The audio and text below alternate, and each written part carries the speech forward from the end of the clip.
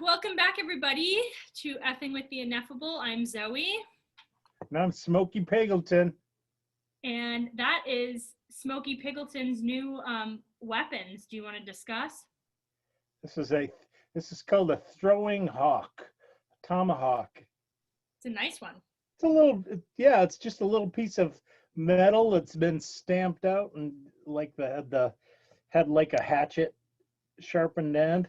So I'm going to learn how to throw tomahawks, and I'm going to learn how to shoot a bow.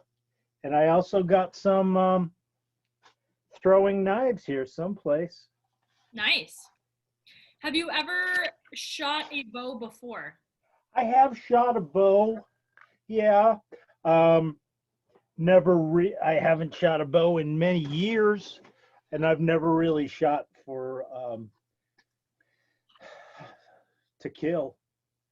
Are you planning on hunting with it at all, or are you just gonna? Maybe, I don't know. We'll have to see.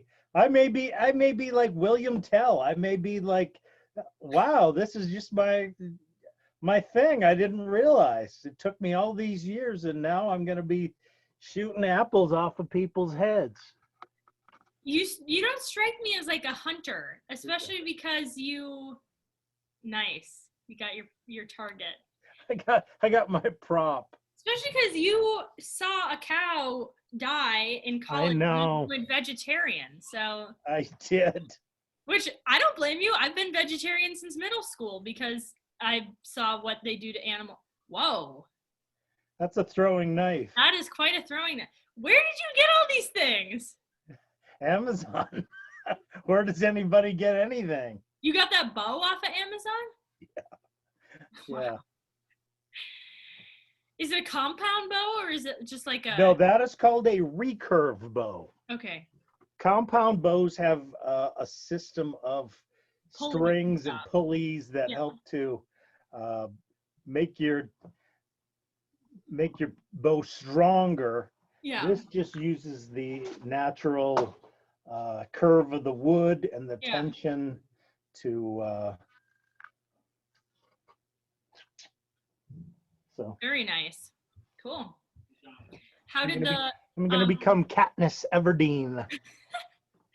How did so you talked to somebody today? Yes, I had a fellow from a local solar thing come by the other day. Did I talk to you yesterday at all about solar? All you said was like you were having a guy come over to potentially. Okay, I had somebody knock on the door the other day. That's what prompted this. I don't take initiative. I just wait for God to send people my way. Drop people in your lap. I wait to be visited by angels. And so an angel came my way the other day and talked to me about solar power and told me about what they could possibly do for me at great expense. And and so I thought, you know what? I'm going to look into this a little more systematically. I'm going to get a few competitive bids, but I'm pretty sure Mom will never go for this. She's just dead set on this. She's like, no, I want Greta Turnbuckler to fry. I want to do everything I can to use every bit of carbon footprint that I can. I want a carbon footprint as big as Godzilla. Do you think that, like, if you actually went for solar, do you think it would save you money in the long run, or not really? It's not looking like a great investment still. Okay. Even with great incentives, the government gives you a 26% tax incentive, 26% of whatever your cost of your system is. They will give you a tax break on that. That's pretty nice. So if you have a tax burden, it's a good thing. You can write that right off your taxes. Yeah. So a relative of ours, your father, should do it. He wouldn't. no, I know he wouldn't, but it would make more financial sense for him to do it than for you to do it. He'd have more money to do something like that. He would have more sense than to do something like that. He'd say, no, my theory is every investment needs to pay for itself in 7 years, otherwise it's not a good investment. Yeah. So he would say, this is not one. Now, the numbers that they were reading me the other day, it looked like if you got the rebate from the local utility and you were able to utilize all of the tax break, you would essentially start saving enough in energy costs to pay for it in maybe 7.5 years. So it's close. Yeah. And I think the technology is developing all the time, Yeah. and there's enough competition that it's we'll have to see. Maybe they can get it down to where I could just override and say, no, I'm the king of this castle, and you, my queen, will put up with it. Yeah. Right, honey? I mean, it's interesting because you live like on the top of a hill, so it seems like you would have a pretty. I live pretty much on the crest of a hill, and my house is perfectly oriented where the main part of the roof is facing south. And that's where you want it to face? Yeah, you want it to head south because that's where it gets maximum light exposure during the day. Is that like your backyard? Just for front yard. Front yard. Yeah. Interesting. But we did just get a roof not too long ago, and Mom is like, "We're gonna drill into our roof. Why? What? We just paid a lot of money for that roof. Now we're gonna pay a lot of money to tear it up." So I understand her hesitation. Yeah. I mean, it kind of seems like the longer you wait, the more likely it'll be that the technology will be better. So, I mean, you don't want to wait so long that you're dead, but That'd be fine. That would solve a lot of problems. That would solve a lot of issues. All right, should we talk about our topic? Or do you have more? Speaking of roofs and preparing to die. Yeah, for sure. I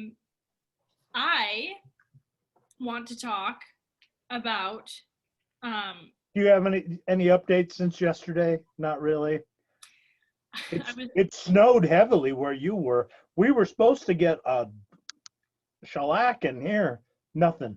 Nothing. I mean, it's not too bad. Like, we had just a little bit of snow. It was mainly like icy sleet, like grossness on the road. So we didn't have a thing.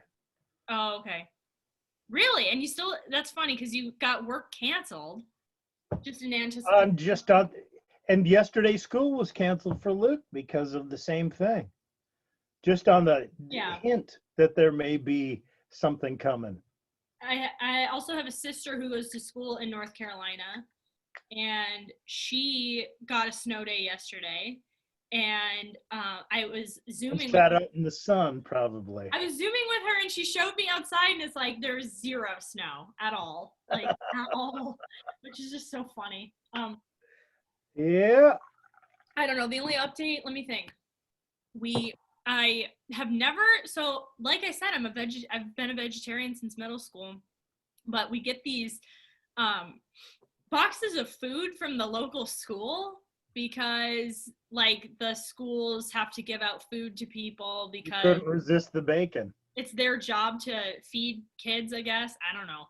But now like they have this program where anyone with kids under 18, even if they're not like school age, can get free food from the school. So because I have 2 children, we get 2 boxes of food every week from the school. And this week they gave us Cornish game hens. Wow. So I had 2 Cornish game hens. I bet your hubby would love that. The problem is because I've been vegetarian, like I think I'm a fairly decent cook, but because I've been vegetarian since I was in middle school, I really don't know how to cook meat like at all.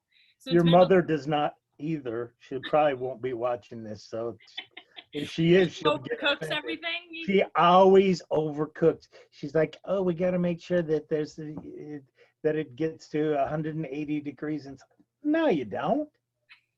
No, you don't. You can eat it raw. Only if it's like wearing a mask. You only have to do it if you're sick. You only have to cook it to 180 if there's parasites in it. If there's trichinosis in there, and if there's trichinosis, I feel like I'm immune to trichinosis. I've had enough trichinoid worms that I've been exposed to that my body just sheds them now. Worms head the other direction when They they just see come me. and go. No, but so I spent way too much time looking up how to make chicken soup, because they gave us, not only did they give us 2 Cornish game hens, but they gave us like onions and carrots and celery, like Perfect. clearly thinking that you would make soup with them. So I just roasted 2 Cornish game hens and pulled them apart. And pulling apart meat is gross because everything seems.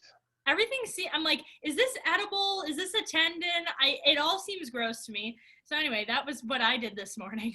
That's what your mom does too. She pulls out a lot of stuff that is probably edible. Well, if you mince it up finely enough, bones are probably edible. So you grind it into bone meal. I mean, that's what my husband said. He was like, it's all edible. Just throw it all in there. I mean, what I'm going to do is I'm just going to the only reason I roasted it and then I'm pulling apart the meat and then all the bones and all the other stuff, because I'm going to make stock with all the other stuff. Bone broth.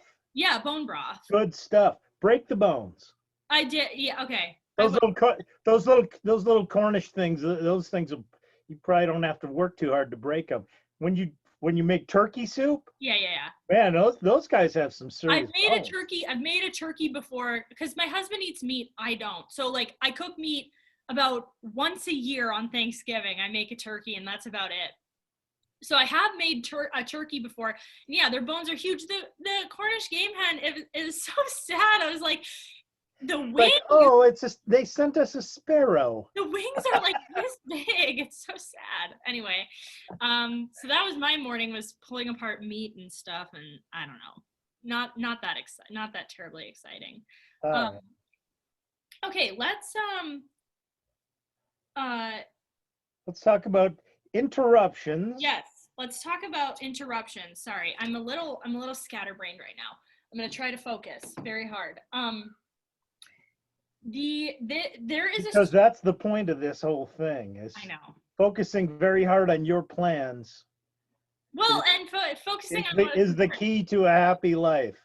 So there's a JRR Tolkien, who we have talked about a lot. My hero. Yes. You prefer J.K. Rowling. Well, it's not that I prefer J.K. Rowling. Everybody has the right to be wrong. Here's the thing. All right. I read The Hobbit in middle school, and I really enjoyed it. And after that, I got into the whole Harry Potter series, and I really enjoyed that. And I really like Harry Potter. I think it's really good. It's very well done, I have to admit. Yeah. I mean, it's written for a younger audience than The Lord of the Rings is, certainly. I'm not sure that. I think the Lord of the Rings and Harry Potter too both have a pretty broad appeal among, you can, as a young adult, teenage, it's probably, you got to be at least a teenager to sort out a lot of that stuff. Yeah. But for a young adult and even for older folks, the Harry Potter novels, I thought they were excellent. I mean, I think they're very well crafted. Yeah. Just very clever, and yeah. The way that like everything is tied into the story, like everything comes back and everything is significant. Like I think it's really well done. Well, and that's true of the Lord of the Rings as well. Yeah, it is. I mean, so I have tried reading Lord of the Rings. I've tried starting it a couple times, and it's just so, he writes so, just his style is very kind of descriptive, and it's just like a lot. Yeah, well, and he was a classicist, and so he was more into the medieval writings and the sagas and the Yeah. Norse legends and how those things were written and how Yeah. those things were, the cadence of it and the different phrasings and the just the whole style. It's an archaic style. Yeah. I'm definitely It's gonna more read like it someday. reading Beowulf Yeah, yeah. than it is to read Harry Potter. Thomas Wolfe. So I can appreciate the fact, and I did read The Hobbit and enjoyed it even in middle school. So like obviously he's not, and there's a quote from C.S. Lewis, who I think C.S. Lewis and JRR Tolkien were friends, but C.S. Lewis has a quote that's like, if a story's written for children but it can't be enjoyed by adults, it's not a good story for you. Useless story, yeah. Yeah, like if you write a good story, it should appeal. I mean, there's obviously stories for adults that don't appeal to children, but if you write a good story for children, it should appeal to people of all ages. So anyway, it taps into those Jungian archetypes that we were talking about yesterday. Yeah, for sure. So this is a story called Leaf by Niggle by JRR Tolkien. Which even the font is interesting, isn't it? I know, and I think this was just like a PDF that I printed off. It says, but even the PDF font was kind of like, oh wow, that's weird. I looked it up too. I saw the same PDF. Okay. I started to read it. I didn't want to read the whole thing because I didn't want to spoil the ending.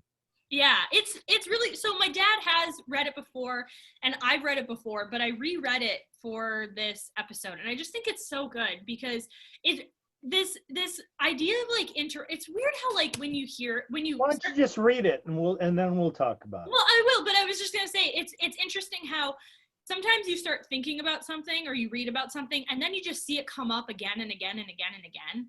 Like, does that happen to you? Yeah, like the Norway, the Frozen ride at the Norway in Epcot. Yeah, in our last episode. So it's just funny because I read this story, I believe it was like a year and a half ago for my book club. And it must have been like September of 2019 or something for book club. And the whole thing is kind of about interruptions and the sanctification of interruptions, how our sanctification comes through interruptions. And it's just funny that in that year and a half since then, I've read or listened to or had conversations about how interruptions are our sanctification, like 5 or 6 times. It's just weird how that it's come up so much. So I think this is like once you're aware of it, it keeps getting triggered. Yeah. Before you develop an awareness, you're like, oh, okay, whatever. It's just background. It doesn't register. Yeah. It's like when I was talking yesterday about going to the store when I was high as a kite, and just everything registered. Yeah. I wasn't aware of any particular thing, but I was completely aware of like everything. Almost everything. Yeah. Very weird. Yeah. Yeah. So I'm gonna. Did you feel like that was oversharing on my part? No, I mean, afterward I was like. You think that people will lose regard for me now? Like they won't hold Smokey Pagleton in high esteem? Because I'm really worried about that. I don't think, like, I don't worry about that. The only thing I was like, you are a substance abuse counselor and you're talking about you abusing an illegal substance. I don't know. Do you want to take a guesstimate as to how many substance abuse counselors have had experience with substance use? I mean, like, I would think like most. All of them. I would think like, some of them are still not actually in recovery. Yeah. There was a substance abuse counselor at a residential place who died last year of a heroin overdose. So pretty sure he wasn't in full recovery at that point. And I mean, you haven't done drugs, in a long time, so I don't think that No, it's I mean, penalized. unless you count alcohol. And I have to say, again, those drugs are very powerful. Yeah. They can have powerful effects, not necessarily negative effects, but potentially negative Yeah. effects. They can make you dysfunctional. I was certainly dysfunctional at the time that I was intoxicated. Yeah. Like I said, I could barely speak a sentence. I could hardly, I was, I could walk, but I was like a puppy. Yeah. Like I said, I was like without ego, just kind of toddling along, just going with the flow, and not able to really have any agency Yeah. whatsoever. In order to live in the world, you have to have an ego. Yeah. And an ego means that you're carving some of the chaos into an order Yeah. that is then manageable. You have to, yeah, that it's necessary to survive, to have an ego. Like, that's why we've developed it. It's because Right. it's necessary to survive. And I do, yeah, I It want is to like, it is burdensome. It's a heavy thing. It's like having a car. You got to yeah, take care of it, and it makes a lot of demands on you, but it'll get you somewhere too. yeah.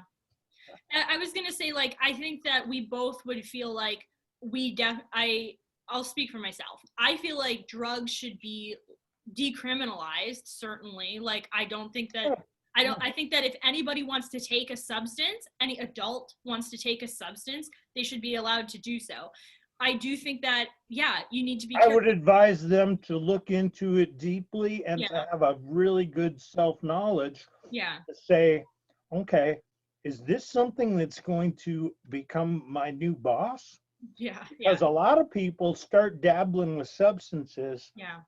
thinking, like the old ad on TV, when I grow up, I'm going to be a ballerina. Nobody grows up thinking they're going to be a junkie. But a lot of people end up junkies because they play with drugs and they expose themselves to it long enough where they become addicted to it. Yeah. If you've got a proclivity toward addiction, Yeah. you should think twice.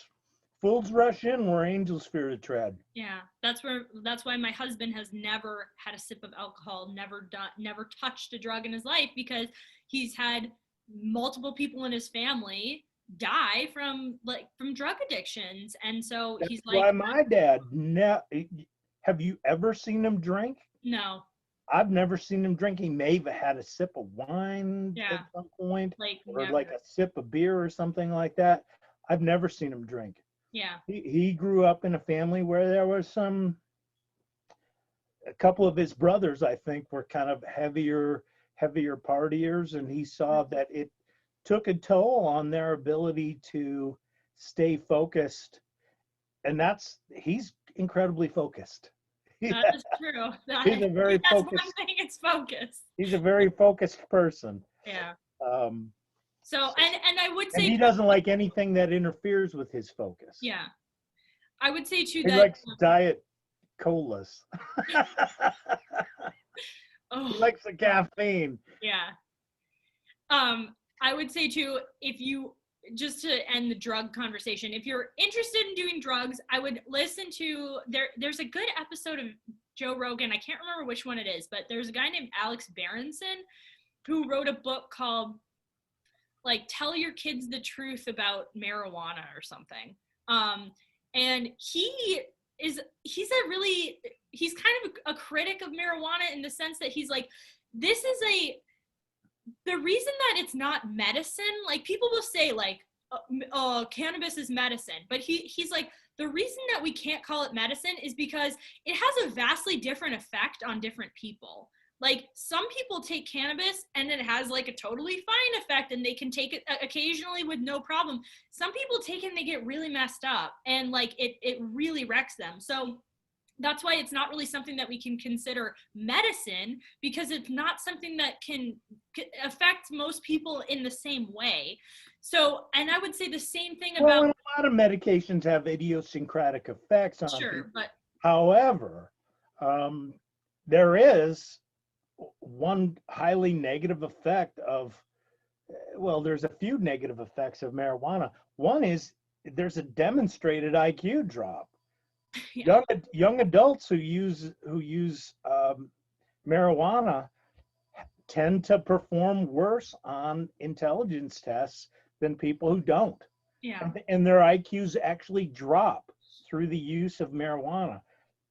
It's a demonstrated effect. It's not something that happens it doesn't seem like it happens much for older people, Yeah. but for developing brains, it's not a good substance. It's Yeah. not a good substance. So It doesn't help you to put together a nice solid ego at the time when you need to be doing that. yeah.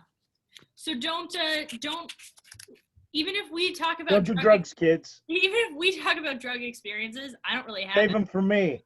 But even if we talk about drug experiences, it's not an endorsement, it's not a advertisement for drugs, it's not telling you to do anything, it's just talking about our experience. I'm like that shameless guy. Don't do my drugs. Keep your paws off my drugs. All right, so let's talk about Leaf by Niggle. Yes. By Are you JRR going to Tolkien. read it? I will read at least most of it. So, there once was a little man called Niggle who had a long journey to make. He did not want to go. Indeed, the whole idea was distasteful to him, but he could not get out of it. He knew he would have to start sometime, but he did not hurry with his preparations. So I don't know how much should I interrupt it? I guess I'll just maybe let it play out, but I think that it's sure. Okay. Niggle was a painter, not a very successful one, partly because he had many other things to do. Most of these things he thought were a nuisance, but he did them fairly well when he could not get out of them, which in his opinion was far too often. The laws in his country were rather strict. There were other hindrances too. For one thing, he was sometimes just idle and did nothing at all. For another, he was kind-hearted in a way. You know the sort of kind heart. It made him uncomfortable more often than it made him do anything. And even when he did anything, it did not prevent him from grumbling, losing his temper, and swearing, mostly to himself. All the same, it did land him in a good many odd jobs for his neighbor, Mr. Parrish, a man with a lame leg. Occasionally, he even helped other people from further off if they came and asked him to. Also, now and again, he remembered his journey and began to pack a few things in an ineffectual way. At such times, he did not paint very much. So that is our introduction to Niggle. I love that because I feel like that is me. Like, I feel like that's all of us, really.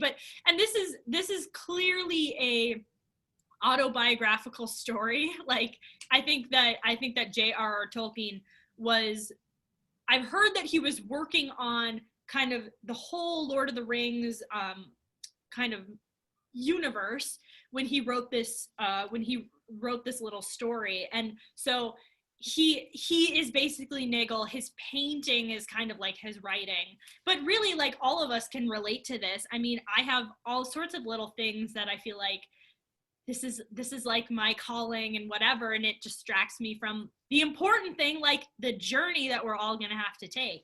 And I also don't step ahead. Just I'm not, but I'm gonna say I think it's interesting that this is something that I just noticed this time on reading it. I think it's interesting that his neighbor's name is Mr. Parrish, because I think that parish, it's almost like, you know, sometimes we'll call a church a parish, and it's like, I do think that Mr. Parrish is kind of a symbolizing the community of people who are poor and who can't pay you back necessarily, and that's like our church community a lot of times. So I think that's really interesting that his name is Parrish. Anyway, he had a number of pictures on hand. Most of them were too large and ambitious for his skill. He was the sort of painter who could paint leaves better than trees. He used to spend a long time on a single leaf, trying to catch its shape and its sheen and the glistening of dewdrops on its edges. Yet he wanted to paint a whole tree with all of its leaves in the same style and all of them different. I think that's interesting too, because so often we're given talents by God, and God, you know, gives us specific talents, and sometimes we think that we have more than we do, but it's like, yeah, anyway. There's one picture in particular that bothered him. It had begun with a leaf caught in the wind, and it became a tree, and the tree grew, sending out innumerable branches and thrusting out the most fantastic roots. Strange birds came and settled on the twigs and had to be attended to. Then all around the tree and behind it, through the gaps in the leaves and boughs, a country began to open out. And there were glimpses of a forest marching over the land and of mountains tipped with snow. Niggle lost interest in other pictures, or else he took them and tacked them on to the edges of his great picture. Soon the canvas became so large that he had to get a ladder and ran up and down it, putting a touch here, rubbing out a patch there. When people came to call, he seemed polite enough, though he fiddled a little with his pencils on his desk. He listened to what they said, but underneath he was thinking all the time about his big canvas in the tall shed that had been built for it out in his garden, on a plot where once he had grown potatoes. So that right there is he's getting interrupted, and he's not viewing the interruptions as the things that matter. He's viewing them as something that's taking away from what matters, which is any of his earthly pursuits, right? Like we can think of all of the kind of his painting. Except not his mundane pursuits of growing potatoes. Yeah. He had this ego-based pursuit. He and you know, that's what Jordan Peterson says is that's the great vulnerability and the threat of the intellect. You fall in love with your own creations, your own imaginations, and here he is doing that. You know, he used to plant potatoes. Now he's just painting. He's just become obsessed with this, and that's become his God, really. It's like the Tower of Babel story. It's like when people get too focused on their creation and how they can make something great, like that's when trouble comes in. It does. He could not get rid of his kind heart. I wish I was more strong-minded, he sometimes said to himself, meaning that he wished other people's troubles did not make him feel uncomfortable. But for a long time he was not seriously perturbed. At any rate, I shall get this one picture done, my real picture, before I have to go on that wretched journey. He used to say. He was beginning to see that he could not put off his start indefinitely. The picture would have to stop just growing and get finished. So once again, he's putting his focus on the wrong place. He's saying, I'm going to finish this before I have to do that other thing that I have to do. That wretched journey that he's been trying to avoid and trying to pretend is never going to come. So one day Niggle stood a little way off from his picture and considered it with unusual attention and detachment. He could not make up his mind what he thought about it and wished he had some friend who would tell him what to think. Actually, it seemed to him wholly unsatisfactory and yet very lovely, the only really beautiful picture in the world. What he would have liked at that moment would have been to see himself walk in, slap him on the back and say with obvious sincerity, absolutely magnificent. I see exactly what you're getting at. Do get on with it and don't bother about anything else. We will arrange for a public pension so that you need not. However, there was no public pension. And one thing he could see, it would need some concentration, some work, hard, uninterrupted work to finish the picture, even at its present size. He rolled up his sleeves and began to concentrate. I like that little thing about how he wished he had a friend, because I think we've talked about this on the show before, but I feel like the benefit of having true friends and true relationships in your life is to have people to help you figure out, am I going on the right path here? Like, that's But he only wants a friend who's going to say, you're doing the right thing. They go, keep it up, bro. Good job. I'll arrange for all of them. He doesn't want somebody to say, do it or don't do it. What's the big deal? And that's the beauty of marriage is that hopefully you're in a marriage where somebody will not just affirm whatever you say, but actually will your good and help you try to achieve that good and tell you when you are going down a bad path. So he tried. You get some toilet paper on your shoe. It's kind of taken away from some of your dignity. He tried for several days not to bother about other things, but there came a tremendous crop of interruptions. I love that phrase. A crop. Things went wrong in his house. He had to go and serve on a jury in the town. A distant friend fell ill. Mr. Parrish was laid up with lumbago. Lumbago? I don't know. Lumbago, And visitors kept on coming. It was springtime, and they wanted a free tea in the country. Niggle lived in a pleasant little house miles away from the town. He cursed them in his heart, but he could not deny that he had invited them himself, away back in the winter when he had not thought it an interruption to visit the shops and have tea with acquaintances in the town. He tried to harden his heart, but it was not a success. So there's a lot of times when we view our burdens on other people as not interruptions to them, but as soon as they need something from us, it's an interruption. There were many things that he had not the face to say no to, whether he thought them duties or not. And there were some things he was compelled to do, whatever he thought. Some of his visitors hinted that his garden was rather neglected and that he might get a visit from an inspector. Very few of them knew about his picture, of course, but if they had known, it would not have made much difference. I doubt if they would have thought that it mattered much. I dare say it was not really a very good picture, though it may have had some good passages. The tree, at any rate, was curious, quite unique in its way. So was Niggle, though he was also a very ordinary and rather silly little man.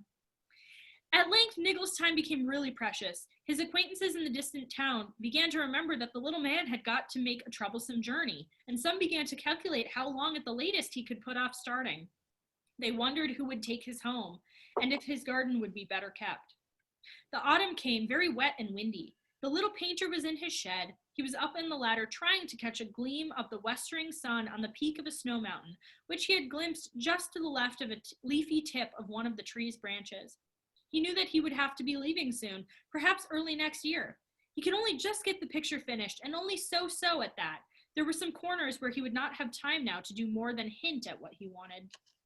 There was a knock on the door. "Come in," he said sharply, and climbed down the ladder. He stood on the floor twiddling his brush. It was his neighbor, Parrish, his only real neighbor. All other folk lived a long way off. Still, he did not like the man very much, partly because he was so often in trouble and in need of help, and also because he did not care about painting, but was very critical about gardening. When Parrish looked at Niggle's garden, which was often, he saw mostly weeds, and when he looked at Niggle's pictures, which was seldom, he only saw green and gray patches and black lines, which seemed to him nonsensical. He did not mind mentioning the weeds, a neighborly duty. This is what we were talking about yesterday. It's easy to point out other people's faults. But he refrained like my neighbors who talk about the mattresses I have in my backyard. That's true. They're doing their neighborly duty. But he refrained from giving any opinion of the pictures. He thought this was very kind, and he did not realize that even if it was kind, it was not kind enough. Help with the weeds and perhaps praise for the pictures would have been better. "Well, Parrish, what is it?" said Niggle. "I oughtn't to interrupt you, I know," said Parrish without a glance at the picture. "You are very busy, I'm sure." Niggle had meant to say something like that himself, but he had missed his chance. All he said was, "Yes." "But I have no one else to turn to," said Parrish. "Quite so," said Niggle with a sigh, one of those sighs that are a private comment, but which are not made quite inaudible. "What can I do for you?"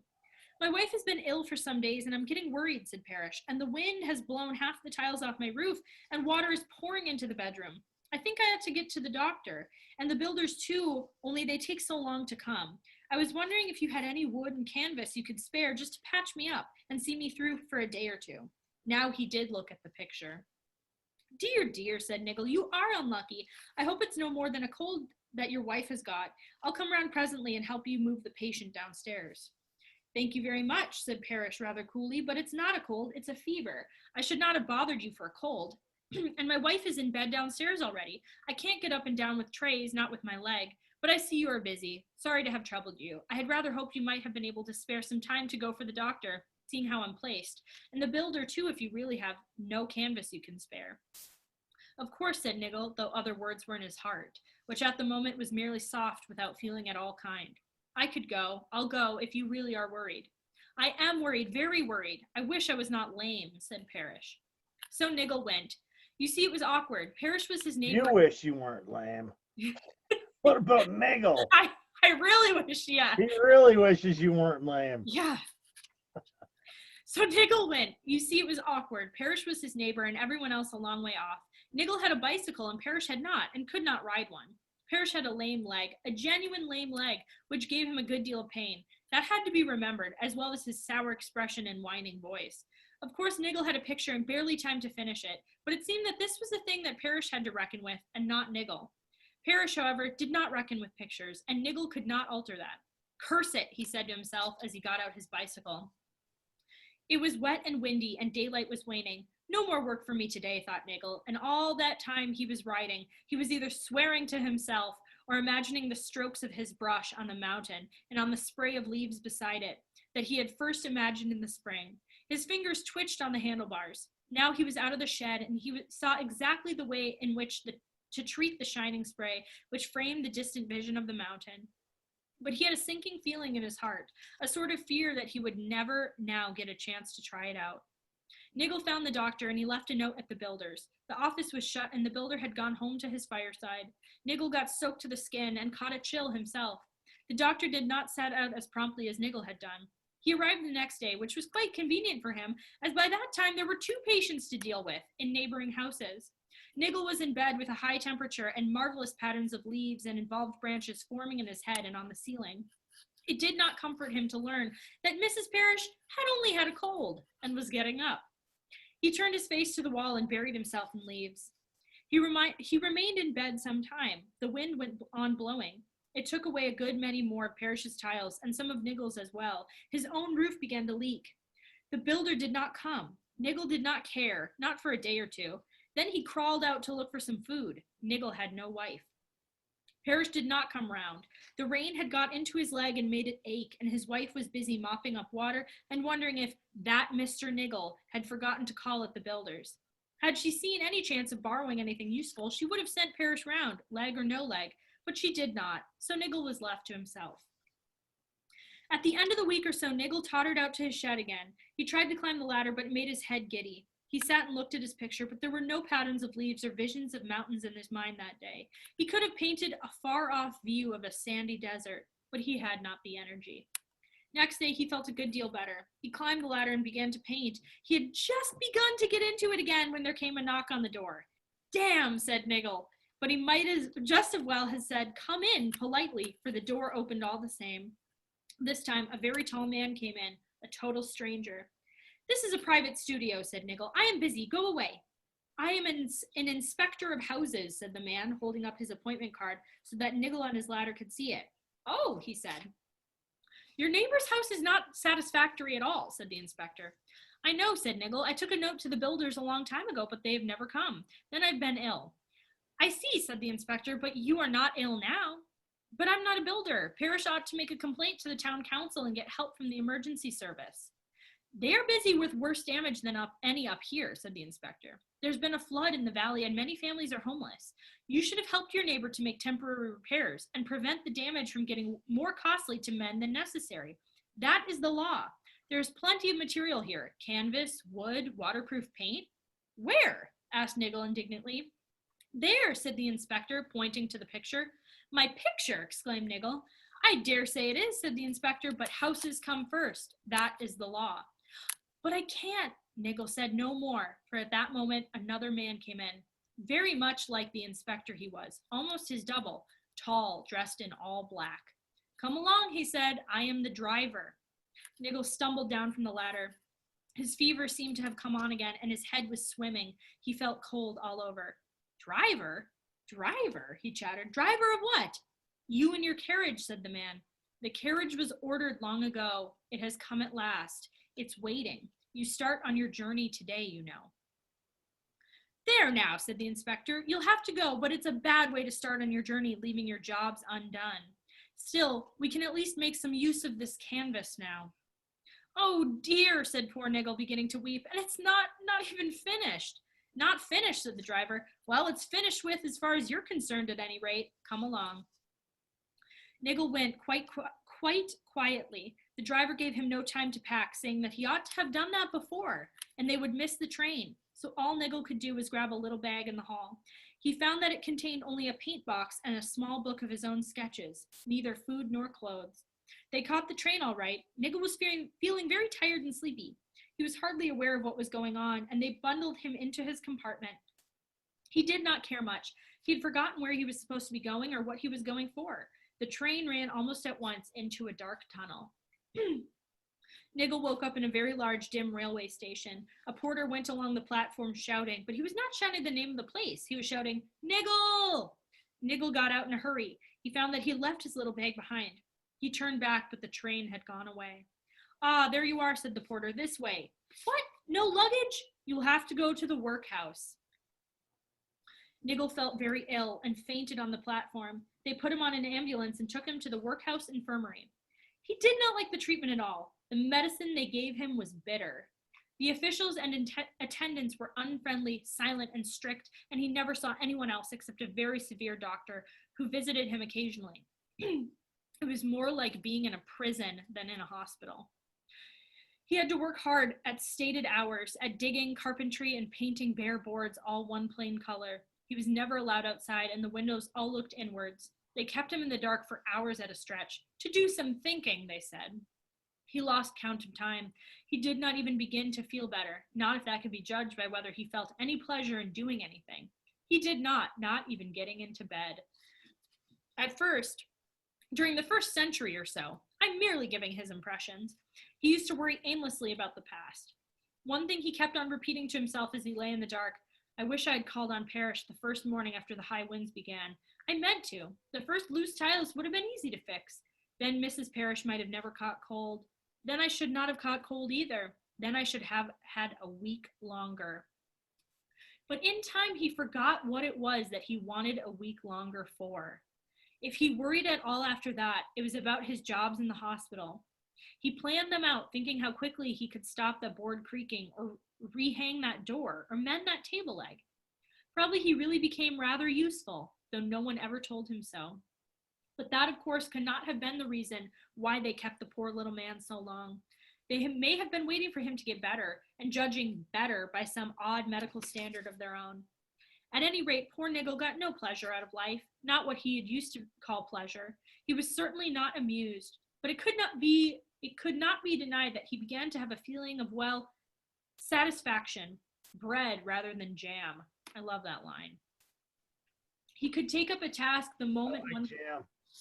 I love that line because it's funny that my daughter the other day said, what did she say exactly? She said something about like, why is bread important?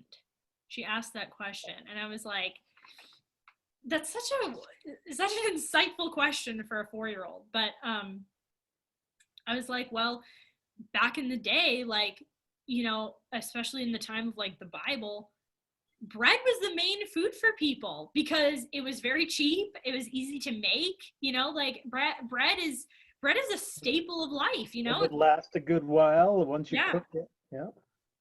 So I love that, bread rather than jam.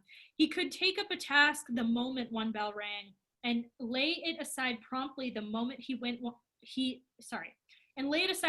promptly the moment the next one went, all tidy and ready to be continued at the right time. He got through quite a lot in a day now. He finished small things off neatly. He had no time of his own except alone in his bed cell. And yet he was becoming master of his time. That describes parenthood. You have no time of your own, yet you become master of your time if you do it well. He began to know just what he could do with it. There was no sense of rush. He was quieter inside now, and at resting time, he could really rest. Then suddenly they changed all his hours. They hardly let him go to bed at all. They took him off carpentry altogether and kept him at plain digging day after day. He took it fairly well. It was a long while before he even began to grope in the back of his mind for the curses that he had practically forgotten. He went on digging till his back seemed broken. His hands were raw, and he felt he could not manage another spadeful. Nobody thanked him, but the doctor came and looked at him. Knock off, he said, complete rest in the dark.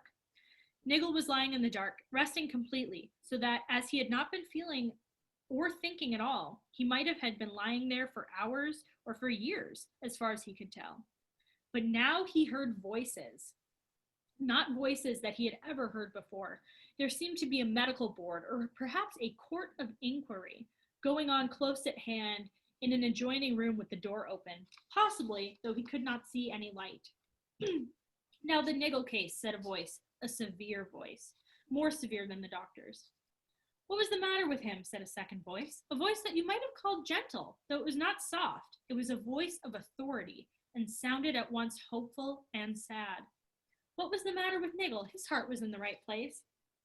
Yes, but it did not function properly, said the first voice, and his head was not screwed on tight enough. He hardly ever thought at all. Look at the time he wasted, not even amusing himself. He never got ready for his journey. He was moderately well off, and yet he arrived here almost destitute and had to be put in the pauper's wing. A bad case, I'm afraid. I think he should stay some time yet. It would not do him any harm, perhaps, said the second voice. But of course he's only a little man. He was never meant to be anything very much, and he was never very strong. Let us look at the records. Yes, there are some favorable points, you know. Perhaps, said the first voice, but there are very few that will really bear examination.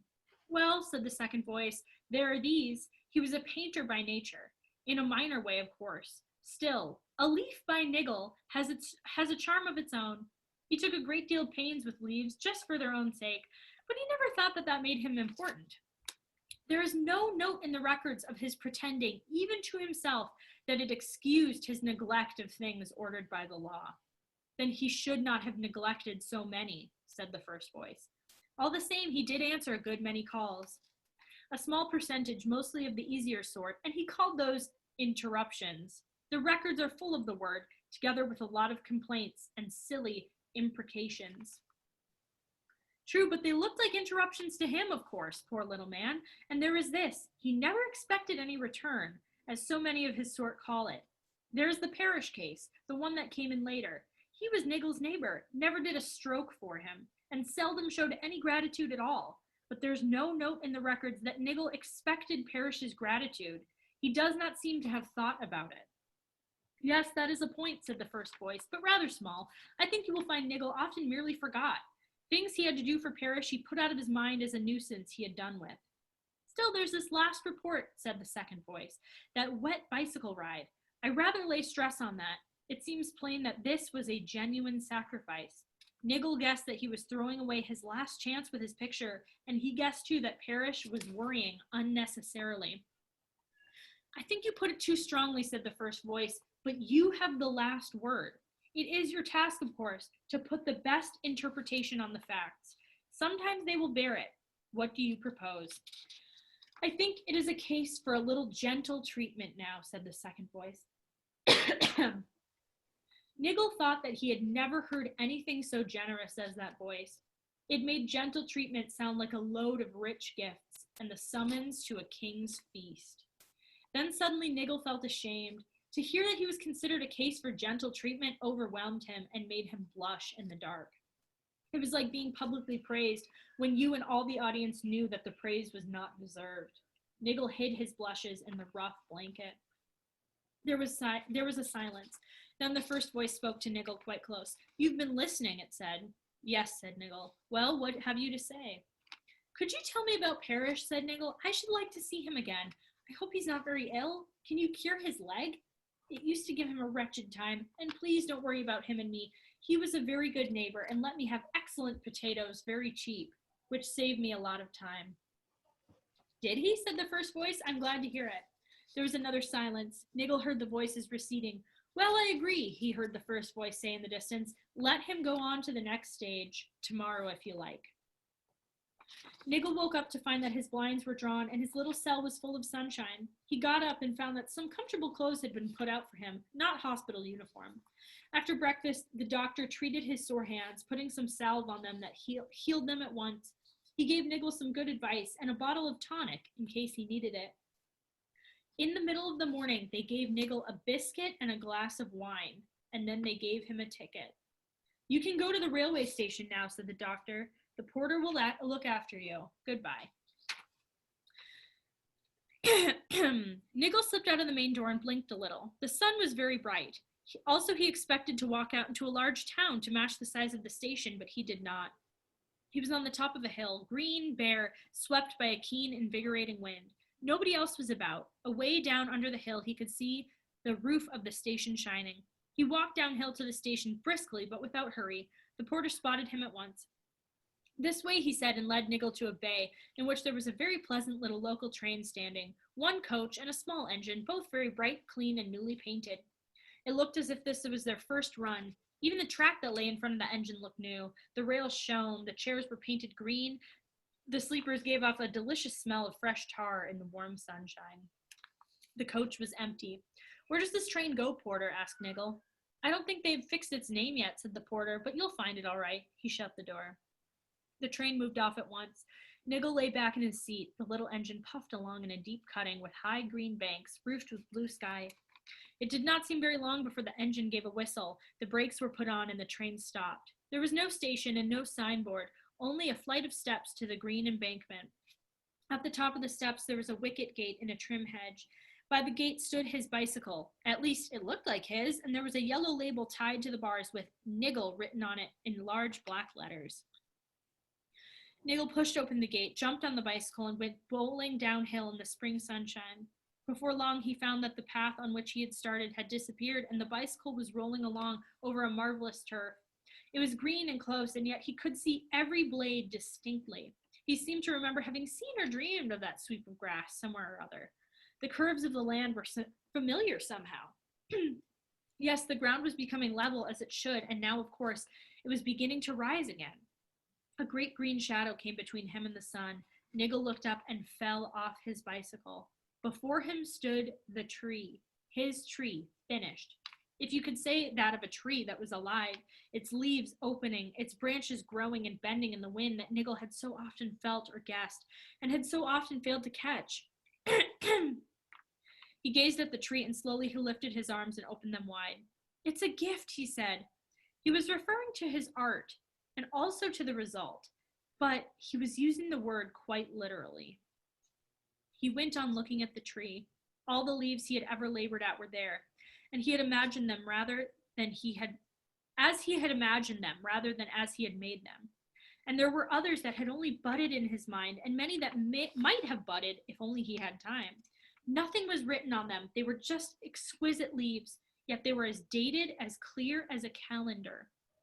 Some of the most beautiful and most characteristic, the most perfect examples of the Niggle style were seen to have been produced in collaboration with Mr. Parrish. There was no other way of putting it. The birds were building in the tree, astonishing birds. How they sang!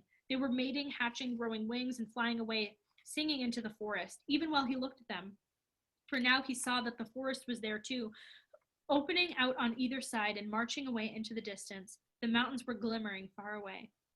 After a time, Niggle turned toward the forest, not because he was tired of the tree, but he seemed to have got it all clear in his mind now, and was aware of it and its growth, even when he was not looking at it. As he walked away, he discovered an odd thing. The forest, of course, was a distant forest. Yes, he could approach it, even enter it without its losing that particular charm. He had never before been able to walk into the distance without turning it into mere surroundings. I like that line because that's, again, what we were talking about how things just become background, you know? Like, we see something and it just becomes, okay, this is just our surroundings. We don't notice its beauty and its, like, significance and importance. It really added a considerable attraction to walking in the country because as you walked, new distances opened out. So now you had doubled, triple, and quadruple distances, doubly, triply, and quadruply enchanting. You could go on and have a whole country in a garden, or in a picture if you preferred to call it that. You could go on and not perhaps forever. There were the mountains in the background. They did get nearer very slowly. They did not seem to belong to the picture, or only as a link to something else, a glimpse through the trees of something different, a further stage, another picture. Niggle walked about, but he was not merely pottering. He was looking around carefully. The tree was finished, though not finished with just the other way about what it used to be, he thought. But in the forest, there were a number of inconclusive regions that still needed work and thought. Nothing needed altering any longer. Nothing was wrong as far as it had gone, but it needed continuing up to a definite point. Niggle saw the point precisely in each case. He sat down under a very beautiful distant tree, a variation of the great tree, but quite individual, or would it be with a little more attention, and he considered where to begin work, and where to end it, and how much time was required. He could not quite work out his scheme. Of course, he said, what I need is Parrish. There are lots of things about earth, plants, and trees that he knows and I don't. This place cannot be left just as my private park. I need help and advice. I ought to have got it sooner. He got up and walked to the place where he had decided to begin work. He took off his coat. Then down in a little sheltered hollow, hidden from a further view, he saw a man looking round rather bewildered. He was leaning on a spade and plainly did not know what to do. Niggle hailed him. "Parrish," he called.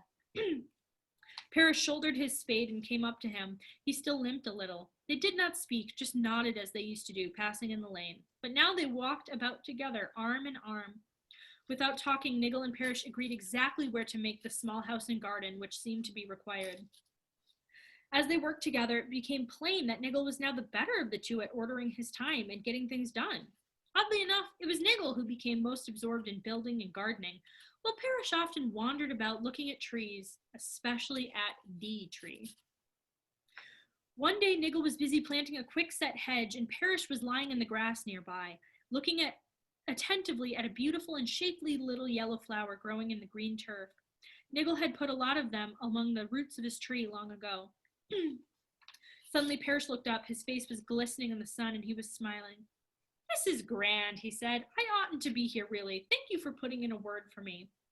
"Nonsense," said Niggle. "I don't remember what I said, but anyway, it was not nearly enough." "Oh, yes, it was," said Parrish. "It got me out a lot sooner. That second voice, you know, it had me sent here. He said that you had asked to see me. I owe it to you." "No, you owe it to the second voice," said Niggle. "We both do." They went on living and working together. I do not know how long. It's no use denying that at first they occasionally disagreed, especially when they got tired. For at first they did sometimes get tired. They found that they had been provided with tonics. Each bottle had the same label: a few drops to be taken in water from the spring before resting. They found the spring in the heart of the forest. Only once long ago Niggle had imagined it, but he had never drawn it. Now he perceived that it was the source of the lake that glimmered, far away, and the nourishment of all that grew in the country. The few drops made the water astringent, rather bitter, but invigorating, and it cleared the head. After drinking, they rested alone, and they got up again, and things went on merrily. At such times, Niggle would think of wonderful new flowers and plants, and Parrish always knew exactly how to set them and where they would do best. Long before the tonics were finished, they had ceased to need them. Parrish lost his limp. As their work drew to an end, they allowed themselves more and more time for walking about, looking at the trees and the flowers and the lights and shapes and the lie of the land. Sometimes they sang together, but Niggle found that he was now beginning to turn his eyes more and more often towards the mountains. The time came when his house in the hollow, the garden, the grass, the forest, the lake, and all the country was nearly complete in its own proper fashion. The great tree was in full blossom. "We shall finish this evening," said Parrish one day. "After that, we will go for a really long walk." They set out the next day, and they walked until they came right through the distance to the edge. It was not visible, of course. There was no line or fence or wall, but they knew they had come to the margin of that country. They saw a man. He looked like a shepherd. He was walking towards them down the grass slopes that led up to the mountains. "Do you want a guide?" he asked. "Do you want to go on?" For a moment, a shadow fell between Niggle and Parrish, for Niggle knew that he did now want to go on, and in a sense ought to go on, but Parrish did not want to go, and was not yet ready to go. "I must wait for my wife," said Parrish to Niggle. "She'd be lonely. I rather gathered that they would send her after me sometime or other when she was ready, and when I had got things ready for her. The house is finished now, as well as we could make it, but I should like to show it to her. She'll be able to make it better, I expect, more homely. I hope she'll like this country, too." He turned to the shepherd. "Are you a guide?" he asked. "Could you tell me the name of this country?" "Don't you know?" said the man. "It is Niggle's country. It is Niggle's picture, or most of it. A little of it is now Parrish's garden." "Niggle's picture," said Parrish in astonishment. Did you think of all this, Niggle? I never knew you were so clever. Why didn't you tell me?" "He tried to tell you long ago," said the man, "but you would not look. He had only got canvas and paint in those days, and you wanted to mend your roof with them. But this is what you and your wife used to call Niggle's nonsense, or that daubing." "But it did not look like this then, not real," said Parrish. "No, it was only a glimpse then," said the man, "but you might have caught a glimpse if you had ever thought it worthwhile to try." I did not give you much chance," said Niggle. "I never tried to explain. I used to call you Old Earth Grubber. But what does it matter? We've lived and worked together now. Things might have been different, but they could not have been better. All the same, I'm afraid I shall have to be going on. We shall meet again, I expect. There must be many more things we can do together. Goodbye. He shook Parrish's hand warmly. A good, firm, honest hand, it seemed. He turned and looked back for a moment. The blossom on the great tree was shining like flame. All the birds were flying in the air and singing. Then he smiled and nodded to Parrish and went off with the shepherd.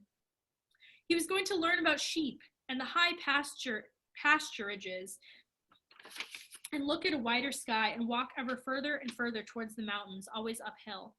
Beyond that, I cannot guess what became of him. Even little Niggle in his old home could glimpse the mountains far away, and they got into the borders of his picture. But what they are really like and what lies beyond them, only those can say who have climbed them. I think he was a silly little man, said Counselor Tompkins. Worthless, in fact. No use to society at all. Oh, I don't know, said Atkins, who was nobody of importance, just a schoolmaster. I'm not so sure. It depends on what you mean by use. No practical or economic use, said Tompkins. I dare say he could have been made into a serviceable cog of some sort if you schoolmasters knew your business. But you don't, and so we get useless people of his sort. If I ran this country, I should put him and his like into some job that they're fit for, washing dishes in a communal kitchen or something, and I should see that they did it properly. Or I would put them away. I should have put him away long ago. Put him away? You mean you'd have made him start on the journey before his time? Yes, you must use that meaningless old expression. Push him through the tunnel into the great rubbish heap. That's what I mean. Then you don't think painting is worth anything? Not worth preserving or improving or even making use on? Of course painting has uses, said Tompkins, but you couldn't make use of his painting. There's plenty of scope for bold young men not afraid of new ideas and new methods. None for this old-fashioned stuff. It's interesting because we were just talking about how he writes in an archaic way. Right. Private daydreaming. He could not have designed a telling poster to save his life, always fiddling with leaves and flowers. I asked him why once. He said he thought they were pretty. Can you believe it? He said pretty. What, digestive and genital organs of plants? I said to him, and he had nothing to answer. Silly footler. Footler, sighed Atkins. Yes, poor little man, he never finished anything. Ah, well, his canvases have been put to better uses since he went. But I'm not sure, Tompkins. You remember that large one, the one they used to patch the damaged house next door to his, after the gales and floods? I found a corner of it torn off, lying in a field. It was damaged but legible, a mountain peak and a spray of leaves. I can't get it out of my mind. Out of your what? Said Tompkins. What are you two talking about? Said Perkins, intervening in the cause of peace. Atkins had flushed rather red. The name's not worth repeating, said Tompkins. I don't know why you were talking about him at all. He did not live in town. No, said Atkins, but you had your eye on his house all the same.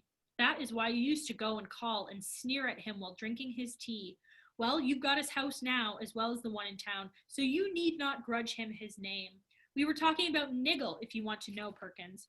Oh, poor little Niggle, said Perkins. Never knew he painted. That was probably the last time Niggle's name ever came up in conversation. However, Atkins preserved the odd corner. Most of it crumbled, but one beautiful leaf remained intact. Atkins had it framed. Later, he left it to the town museum, and for a long while, Leaf by Niggle hung there in a recess and was noticed by a few eyes. But eventually, the museum was burnt down, and the leaf and Niggle were entirely forgotten in his old country. It's proving very useful indeed, said the second voice, as a holiday and a refreshment. It is splendid for convalescents, and not only for that, for many it is the best introduction to the mountains. It works wonders in some cases. I am sending more and more there. They seldom have to come back. No, that is so, said the first voice. I think we shall have to give the region a name. What do you propose? The porter settled that some time ago, said the second voice. Train for Niggle's Parish in the Bay. He has shouted that for a long while now. Niggle's Parish. I sent a message to both of them to tell them. What did they say? They both laughed, and the mountains rang with it. And that's the end. I love that story. I think it's so good. And I think it's like, I was telling my husband yesterday, I said, it's crazy that he wrote a story where I feel like every line is like amazing. And he was like, well, it's easy to do if you only write 10 pages. I mean, it's not easy to do, but it's easier than writing, a huge novel. But I just love that book. I love that story. I think it's a really good. Did you ever read The Great Divorce? No, the C.S. Lewis? Yeah. No. I think it's a really good accompaniment to that, because clearly the journey that he's going on is like, to the afterlife. And The Great Divorce is another book all about basically purgatory, heaven. I mean, what comes after death, basically. And a huge part of that book is like one of the parts that sticks in my mind a lot is like all the people that you hate on earth, you have to serve in the afterlife. Like, it's your job to serve them, and like through that you kind of become closer to sanctification. And I don't think that Niggle hated Parrish, but he certainly viewed him as a burden. He resented him, and he was not fully charitable toward him. Yeah, that's for sure. He didn't love him well. Yeah, always. but in the end, like, they work together in the afterlife to like make this beautiful thing, and I just love that. So I think there's a couple things, like a couple points that I wanted to say. I think first of all, the whole point of this story, I think, is about putting your focus on the right things. And I think that, like, I fall into this trap a lot of being, like, just yesterday I did it, where, like, I did laundry, and doing laundry here is, like, a pain in the butt because we have to pay for it. It's all the way on the first floor, so I have to go down 7 floors, and I have to wait for the washers to be empty. So anyway, it's just a huge hassle, so I only do it, like, once a week. And it's, like, my younger daughter is, like, starting to learn how to be potty trained. And it's like, just when I finished all the laundry, she had an accident and, like, peed all over and, like, her clothes. And I'm like, you couldn't have done this, like, 2 hours earlier so I could have washed it all? Like, it's just, like, such an interruption to my life, to my plans. And it's like, the thing about it is, I read this book a couple years ago when I was like a new mom, called A Mother's Rule for Life. And it was talking about how,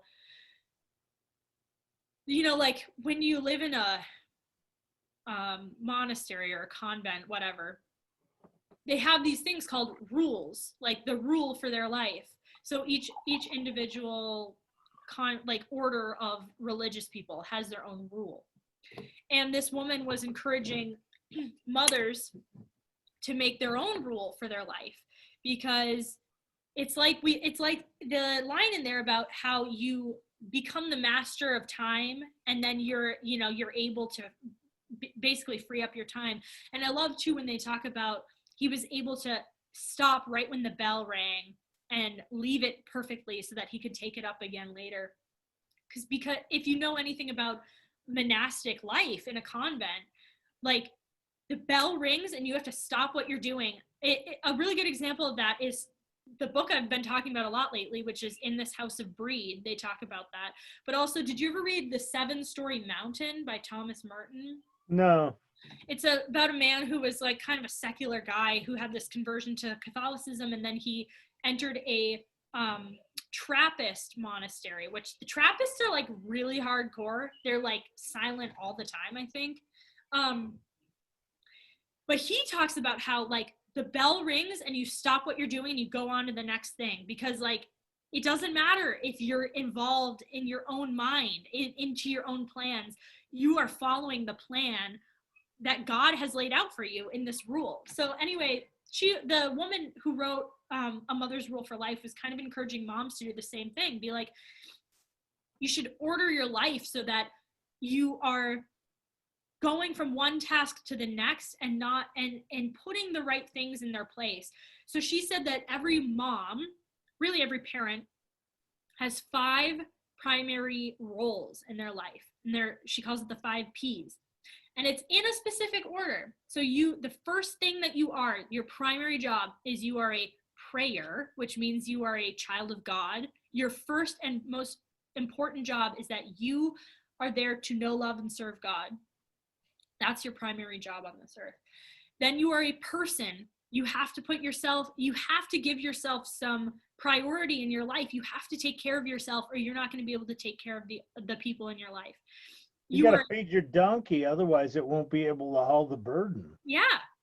You are a partner, which means that your relationship with your spouse is more important than your relationship with your kids, because you can only be a good parent to your children so far as you are a good spouse. I think it's that is really primary. So in a kid's sense of security, yeah. is really correlated highly with their sense of their parents' marriage relationship. Yeah. If that's a good, loving relationship, and it seems to be solid and it seems to be sustainable, then kids feel pretty secure. Yeah. That gives them then the energy and the levity to be able to start painting leaves instead of worrying about, oh man, am I going to have to plant potatoes? Am I going to have to feed myself? Yeah. So prayer, person, partner, parent, meaning all of your tasks associated with being a parent. The last one is provider. And I have a tendency to really mess this up and put my duty, like when I didn't really get frustrated at my daughter, but if I would have let myself get frustrated about the fact that she peed in her underwear after I did the laundry, that would have been nature called. What are you gonna do? That would have been putting my role as a provider, as somebody who takes care of the house, above my role as a parent. And that's inverting the order. So I think that's a really important thing to remember. Like, that is the order of things that we should keep in mind as a parent. Obviously, like, do you find yourself examining your conscience and saying, am I putting things in the right order? Do you find yourself I think so. applying that rule to yourself pretty often? Yeah. And I mean, like, you have bells that ring and it's like time to pray. Well, so the first thing I do when I wake up is I say my consecration to Mary prayer, and I also read the mass readings for the day and my reflection before I do anything else. And when I'm lazy and I sleep in and I don't leave time for that, it's like everything in my day gets out of order because I haven't put the first things first. I mean, like, it is really important to me. I put, and this applies, I love that book because it applies to everything. It's like my homeschool. I lean toward like unschooling, especially at this age, since my daughter's only 4, almost 5. But I have an order of things that we do every day in our homeschool. The very first thing we do, if we do nothing else in school, the first thing we do is prayer. And the second thing we do is religion class. Because if I teach her nothing except that she is a child of God and her primary duty is to be a prayer, to have a relationship with God, if I teach her nothing else, then I will have taught her that. And you can at least help her. She's going to make the journey. You can at least help her start packing her bag. Exactly. I don't want her to pack in an ineffectual way. I want her to actually have some food for the journey, right? So I don't know. I just think that that's a good thing to keep in mind. And it's a good way to order. Like, if two things come in conflict, you can be like, I know my order. I know my order of importance. And if you're in a different stage of life, obviously you're going to have different, like, for you, first of all, you are the primary, like, breadwinner of the family. So I feel like for you, taking care of your kids, especially now that your kids are all fairly self-sufficient, is a little less important than being a provider. But, like, for me, that's my order. It's not less important, it's just less salient. It takes more time. It's less demanding at this point. Yeah. The kids, the damage is done. But the poor parenting that I've already perpetrated upon them has already done all the damage that it's going to do, and they are the way they are. they're limping, and We need the tonic. We need that bitter medicine. you do need the tonic, a good hard ass kicking, So a little bitterness, yeah, I had some some other. ashes spread on their bread. Yeah.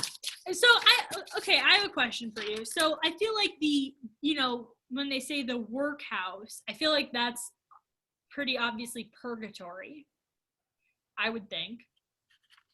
But Felt more like a prison than a hospital, it was but more like being in a but prison. I guess it was a hospital. I guess he was improving. Yeah, and then like the voices come in, right? And they have that talk, and there's the first voice, which is severe, and the second voice, The accuser, which is gentle. So okay, my question is, I have two different theories of what those two voices are. oh, The first theory is that the first voice, so if you've been listening to Father Mike, so did you start Job already? yeah. Okay, do you remember in the beginning of the book of Job, it's like they're having the heavenly court. It's like exactly like this scene, Right, yeah. And it's basically Satan, who is the prosecutor. That's his job in the The Old accuser, Testament. yeah. So like in the Old Testament, Satan's job is seen as like there's a court case being held for every case, the Niggle case, right? And Satan is the prosecutor, and some other heavenly being, whether you want to call it Jesus or an angel or even God. In the case of Job, it seems more like it's actually God. They are arguing it out and making because Jesus hadn't been revealed yet. Yes. Well, I mean, Jesus is God, so you could. Yeah. The second person of the Trinity had not yet been revealed. Yeah. At that point.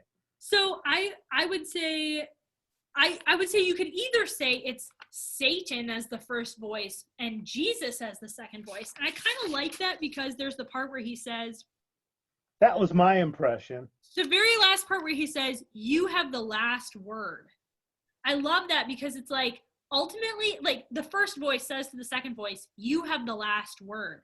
It's your task, of course, to put the best interpretation on the facts. Like, I love that because it's like, Jesus wins in the end.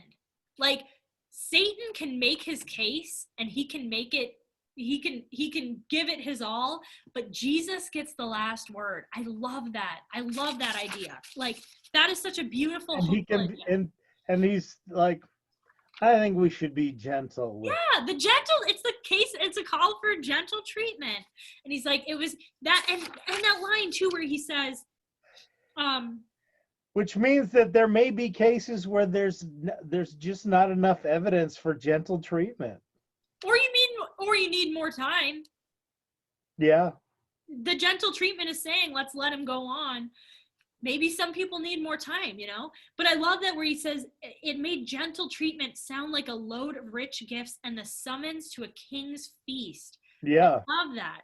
It's like the Eucharistic feast. That is what heaven is going to be like. They gave me a little biscuit and a glass of wine. Yes, and he even says a biscuit and a glass of wine, and I wrote the Eucharist next to it. Like, the imagery in here is just, I love it. I was gonna say the other kind of thought about the two voices is like the voice of justice versus the voice of mercy. Right. Like, but really, I mean, so I don't know, but I do like the idea of like kind of Satan as the accuser versus Jesus as the merciful one who prevails. So I don't know. I love that. And I love that it's interesting that Jesus is the judge. Jesus is going to stand in judgment. Yeah. But he's also the defense attorney. Yeah. He's like, yeah. If this wears two hats. Yeah, if this was like an earthly court, we would be like, that's pretty corrupt. but in the heavenly court. It's kind of tilted in the favor of let's be merciful. Yeah, I love that. Which is, the fourth glorious mystery. Mary is assumed into heaven. What I always like to think of when I'm praying that is, okay, God had such mercy that he would not allow his faithful beloved to undergo any corruption. Given that kind of mercy, I can approach the throne of judgment on my death with confidence that I'm going to be shown at least some mercy. Yeah, yeah. If I've been at all faithful, yeah, and heaven knows I've tried, heaven knows I've failed. yeah. But heaven knows I've tried. At least I've been faithful. I've been a small pathetic painter who hasn't really accomplished much. Yeah. And who's crabby whenever my neighbors show up. Yeah. But nevertheless, even though I'm not worthy of mercy, I do have an expectation that I will be able to go before God and he will show me mercy. Yeah. And that's the beautiful thing about the Marian Consecration too, is that you basically are asking Mary, like, I'm going to give you all my good Put in the word for me, baby. Yeah, I'm going to give you all my good works, all my good deeds, everything that I think that I could do to You wrap them up and give them to your son, and because I think he'll take them from you better than he would from me. Exactly. And just carry me in your hands. Like, I love that image. Hide me in your sash. Yeah. So I love that they say he was. Did I ever tell you the dream I had about Mary driving the bus? Yes. Yeah, you did tell me the dream, and you can tell the dream to everybody else, but you brought up that dream, which is so interesting because in the Great Divorce, the way that you get to purgatory is like you're driving on this endless bus, basically. Not endless, but you're driving on this like extremely long bus ride. Yeah. But you tell the story. It was a very vivid dream, and it was one that really stuck with me. And I was down by Grandma Doug's house. You know where that is. Yeah. It was almost like she was driving the bus, but I could tell it was Mary. And she's just this old lady, and she could barely see over the like that guy in the Harry Potter bus. The third one, yeah, we just read that part, yeah. Yeah, it could barely see over the wheel, and and it's this. It doesn't look like much of a bus from the outside, but you get inside, and there's these just wide benches, and I walked in there, and I was sitting next to a bunch of priests and stuff, and it's like, wow, how did it was very different inside than it looked outside. Yeah. And I guess that's how the church is. If you look at it from outside, you don't really have the ability to make a proper evaluation. Yeah. Anyway, a lot of I things. get on this bus, and there's all this chaos going on out in the street. There's people running everywhere, and people heading in every direction. And there's, a lot of things that just seem like they're broken down, and seems like they're just falling apart and chaotic. And yet Mary is just clipping through and just negotiating and navigating this path. And it's like, how's she doing that? And it's like, well, I guess she knows the way, and she's got some kind of sense. I mean, maybe she's been doing this for a while or something. Yeah. But that it made me feel like I have to trust that Mary is a reliable guide to get me to where I need to be.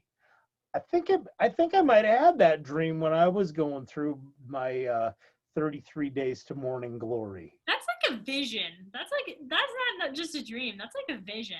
I love that dream. It was, yeah, and it stuck with me. Yeah. That's one of those things that's kind of like, occasionally have these dreams that are just so meaningful and telling. It's like, wow, that's, yeah, it is more of like it's more of like a vision. It's more of like seeing something in the distance in a kind of a dim way, but knowing that it's a glimpse of reality that is beyond what we're capable of digesting at this point. Yeah, it's not like you came up with that in your mind. It's like a vision that you were granted, Yeah. Yeah, I don't know. So that is a rich story, that Leaf by Niggle, and it's interesting how he says, for a long time there was just one little bit of what he had intended for his masterpiece had some regard in some circles. Yeah. A few people noticed it. Yeah. And then he was forgotten. Yeah. It doesn't matter. Yeah.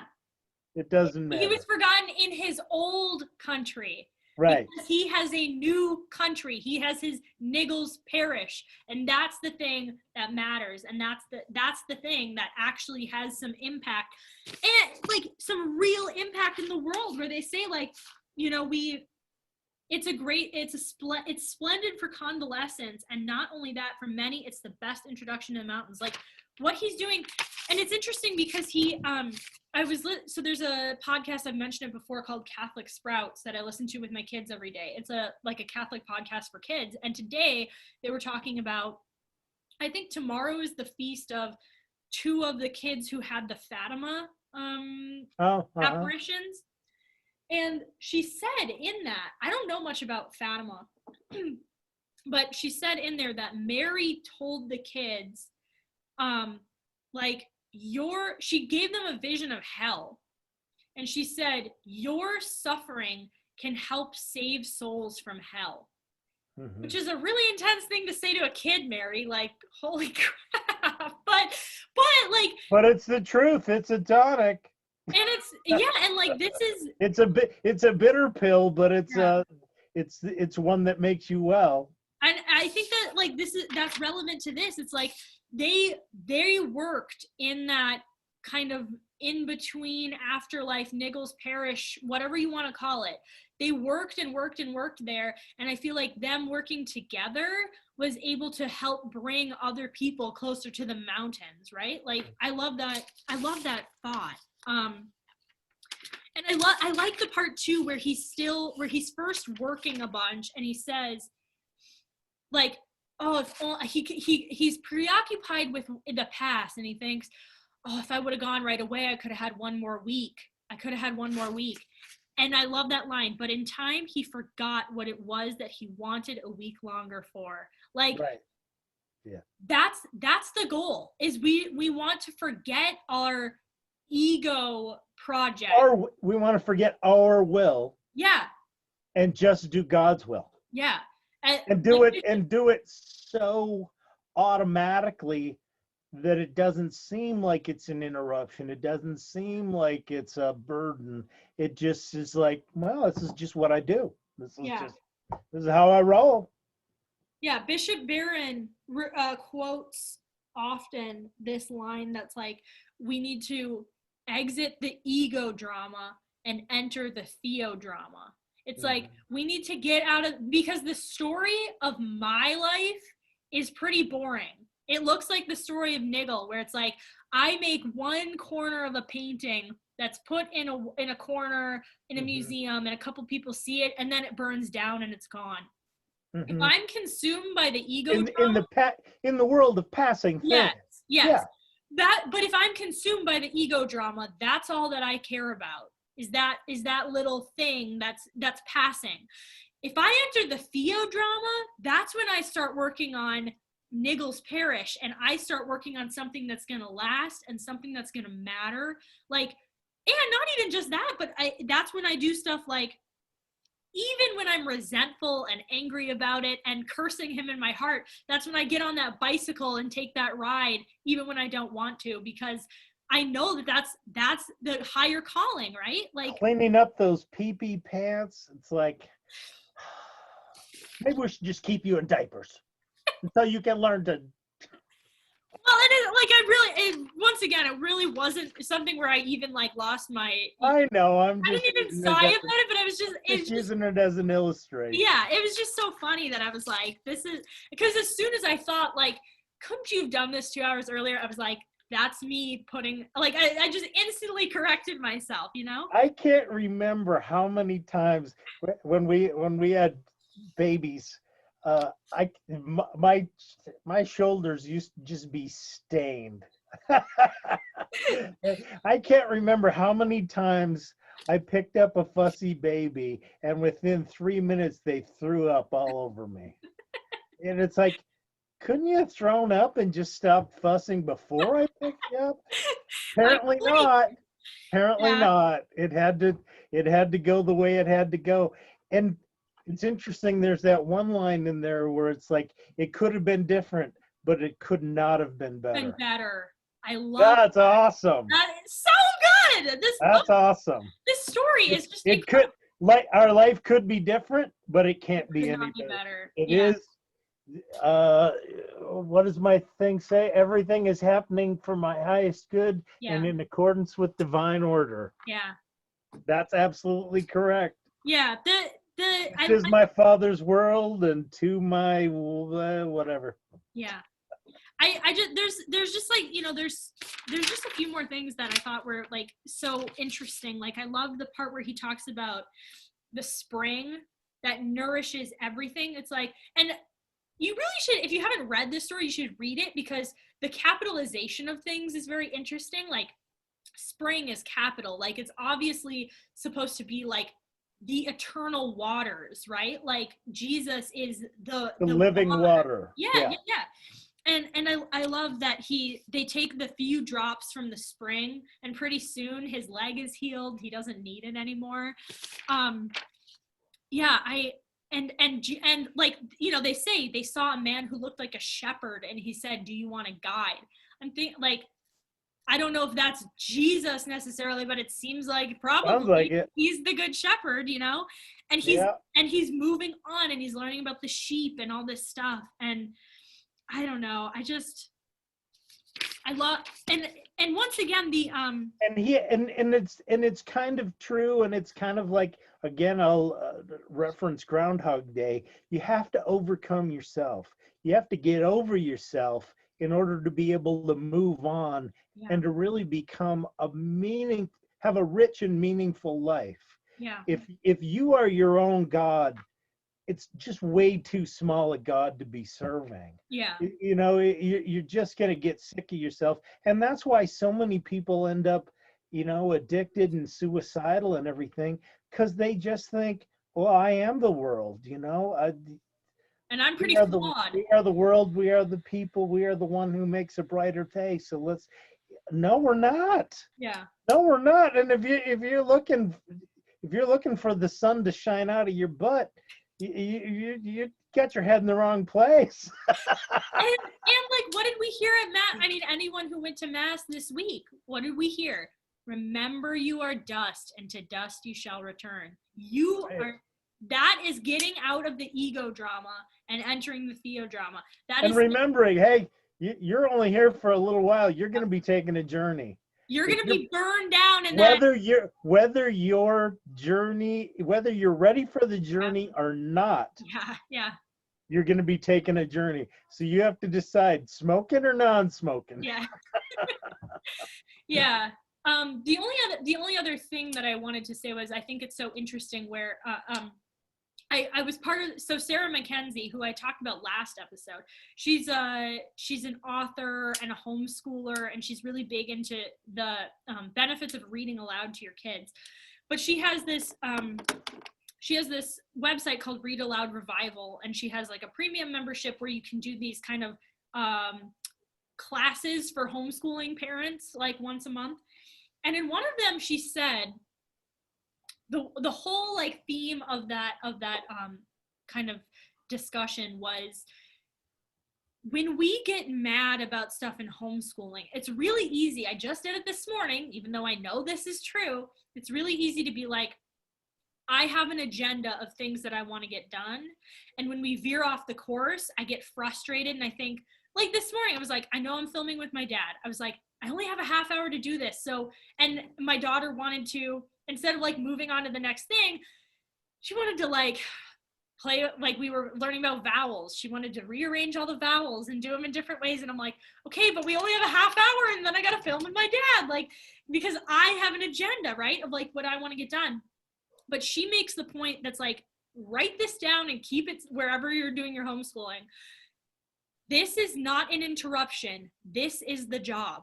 Like all the things that happen in homeschooling, when kids get sick, when kids are frustrated, when they want to learn about something else, when they're not focusing, this is not an interruption. This is the job. And it is a gift to be able to homeschool my kids. This is what I signed up for. This is not taking away from the thing I signed up for. This is what I signed up for. And I think that like that is another way to just put it in perspective. Like, this is not an interruption. This is the job. That is like tattooed on my head. Like, that is my life motto, which I need to learn. And that is how, like, I love in the church, we have the idea of vocation. Everybody has a vocation, right? And like, not everybody's called to be a priest. Not everybody's called to be a religious sister. Not everybody's called to be a parent. But your vocation is like your journey to sanctification in this world. And for me, I feel like I am perfectly suited to be a mom, because it is all that little stuff that is my sanctification, because it's that stuff that I need to remember again and again and again. Like, it's that stuff that we all need to remember. And the thing about vocation is somebody is calling us to something. Somebody is telling us what the next thing to do is. It's not us telling, it's them. It's something beyond us telling us what's good, what's right. You know, when we tried to decide what's good, the knowledge of good and evil. Trouble. That's when we hide behind the bush and hide from God. I'm naked. Yeah. And ashamed. Yeah. Well, I think we've been going on a very long time, and I can hear my little one has been running the water for about 2 minutes in the other room on the right. So I need to go take care of that. But I hope this was helpful. I love this story. I think that it's such, JRR Tolkien's words are enough to glean something from. So I hope. Well, now you got to read the Lord of the Rings. I will eventually. I do own them all on audiobook. So. Well, there you go. Yeah, I have other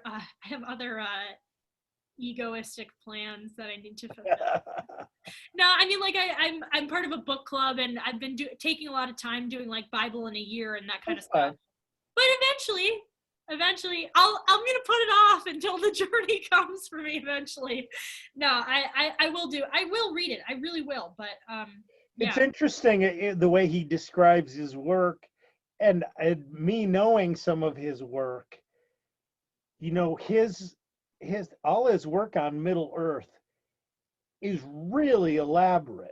Yeah. I mean, and he did a lot of elaborate stuff, and it was really, what do I want to say? It was really ambitious. Yeah.